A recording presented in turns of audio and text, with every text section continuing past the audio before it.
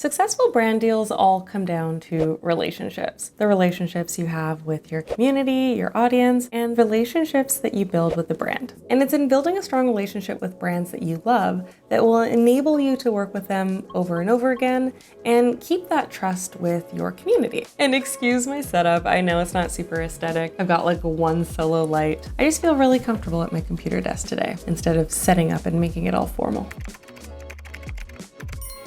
So how can we turn a one-off partnership into a second or third, or better yet, a long-term, year-long partnership? And that should be a goal of creators looking to make this a career. Instead of having a lot of one-offs with a lot of different brands, it's to build those long-lasting partnerships with a few that you truly believe in and align perfectly with your mission, your content, and your community. So how do we get there?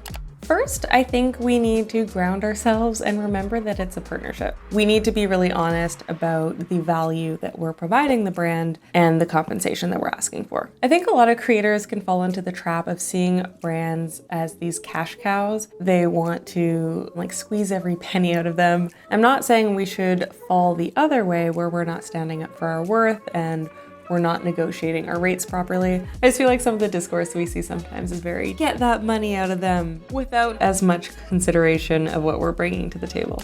2, be professional and respectful, but also human. This ties back to the idea that brands are these cash cows, these institutions, if that makes sense. And I think it's really easy to forget that the people that we're interacting with within these institutions are doing their day job. They're human. So I think it's really, really, really important to be professional and respectful when interacting with them, while also not being afraid to treat them as a human and build rapport with them. I actually credit a lot of my long-term partnerships to the relationships I've built in the emails with my brand contacts or the PR contacts. There's a lot of people I've talked to for years now that I feel like I know, if I saw them in person, I'd give them a hug. And this is one reason I'm especially grateful to have worked 9 to 5 in a more traditional environment where you really had to work your email etiquette. You had to be able to butter people up, find that perfect balance of joking back and forth and getting work done.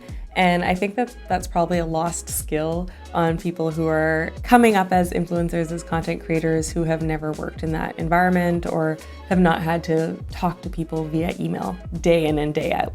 Number 3, be business savvy. Separate yourself from the other influencers and creators they might be working with by showing that you truly understand your business. For me, this often looks like educating a brand on the value of posting on other platforms. When a brand reaches out asking me to post on Instagram or TikTok, I'll often respond back asking them if they've thought about posting on Pinterest or a blog to maximize the reach of the campaign and get in front of new audiences. I'll usually share some stats that back up the value. I'll talk about the long-term evergreen benefits. At worst, they say no, it's not something they have the budget for right now or not something they want to explore. But even then, I've had brands thank me for putting a new concept on their radar and have said that it's something that they will explore in future campaigns. And showing your business sense doesn't always have to look like introducing more deliverables.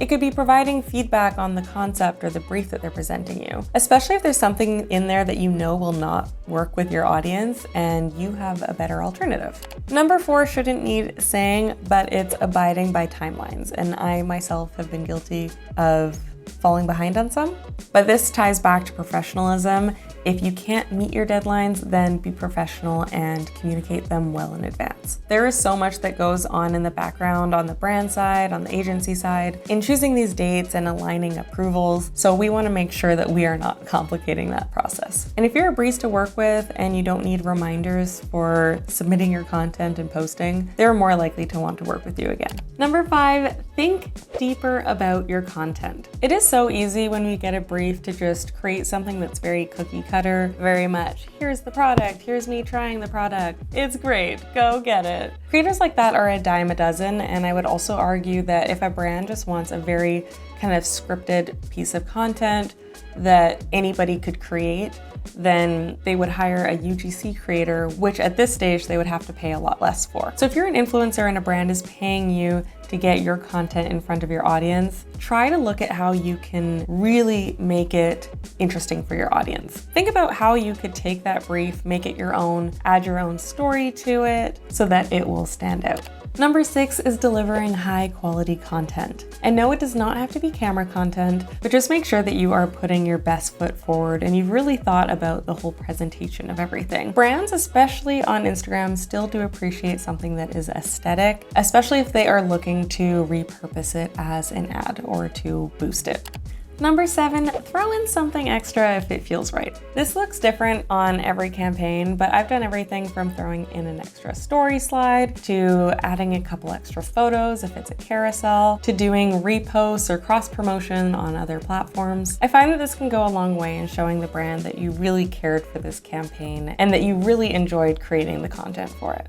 Number 8 kind of takes this further, and I always like to ask the brand if they are okay with me repurposing the content, especially if it is a reel. I'll ask if they're comfortable with me repurposing it on TikTok, YouTube Shorts, Pinterest as an idea pin and a video, in the hopes of helping it reach more people. I especially like to do this when I feel like a video underperformed, and I position it as an opportunity to give the content a second chance. The other benefit is that it helps me stay consistent on all of these other platforms when I can repurpose existing content. And I know some people out there will just automatically repurpose to their other platforms, but I do think it's still important that you ask, because I have had one time a brand say no, and it was a brand that was promoting beer. And apparently there's a lot of restrictions with ads that feature alcohol, especially on TikTok, so they just asked kindly that I didn't repost it there. Number 9, when everything is said and done, send a recap report. This is a fantastic way to stand out as a creator, and I think it goes a lot further than just sending over screenshots of all of your stats, which I do still do when I feel like I'm short on time. But it's great to have a template ready to go so that you can get in the habit of sending a summary of a campaign to the brand when it's over. I like my recap to include the stats very nicely organized, any standout comments that were left, any noteworthy DMs I received, as well as the stats of any repurposing I did, so that they can see any bonus value gained. And the final way to get a brand to want to work with you again